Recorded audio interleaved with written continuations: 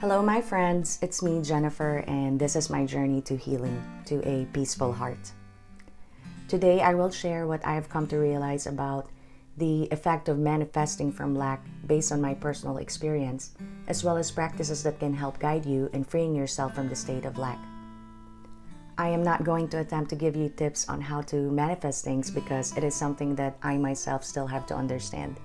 But what I will share with you is how manifesting or doing activities or work from the state of lack, insecurities, insufficiency, and neediness doesn't work.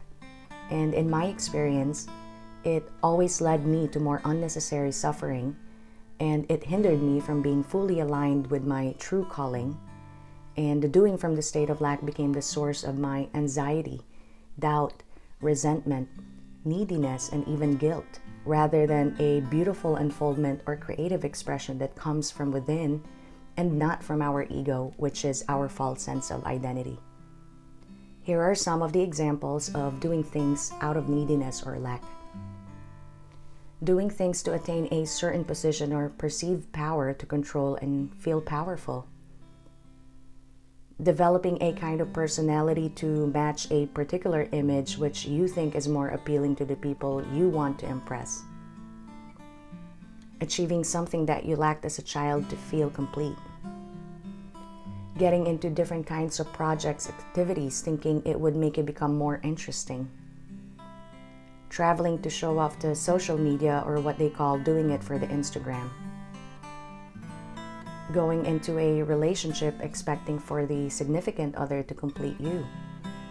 And even showing a very positive or spiritually knowledgeable self on and off social media. A lot of times we can cover these underlying intentions that stems from our own insecurities by convincing ourselves that we are contributing something good to the collective, or that this is our way of expressing ourselves, and it is a form of self-care and self-love. The only way to know is to truly dig deeper and be honest with yourself if whatever you are doing truly makes you feel good and is aligned with your pure essence, your pure being. I do think that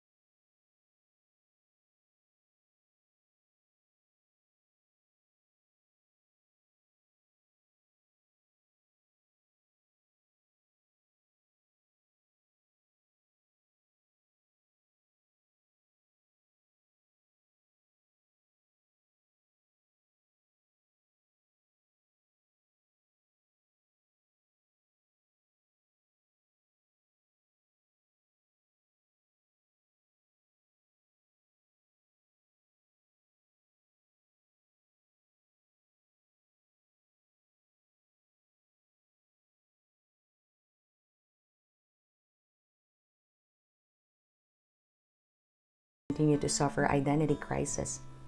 Trying to play different roles, wearing different costumes, and then hoping you will find yourself in one of those false sense of identities that your mind created is not going to ever satisfy you.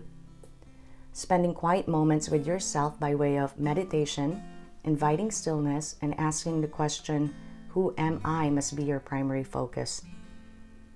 The next is realize that you are not your thoughts.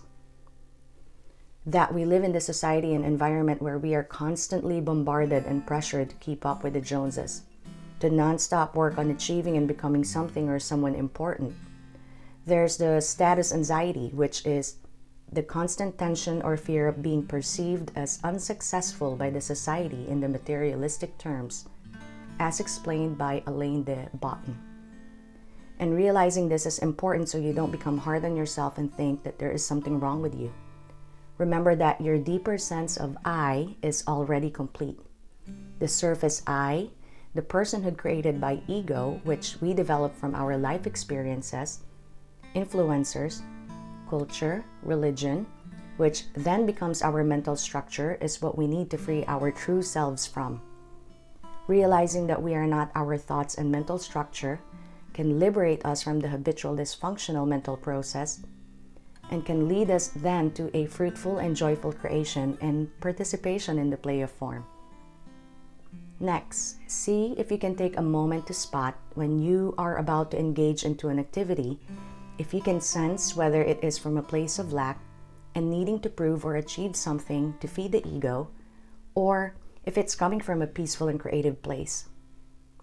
I know it is rather hard to know if it is from a peaceful place, and that is why spiritual practice and realization is necessary, so you can become more aligned with your true self and improve the ability to sense these things.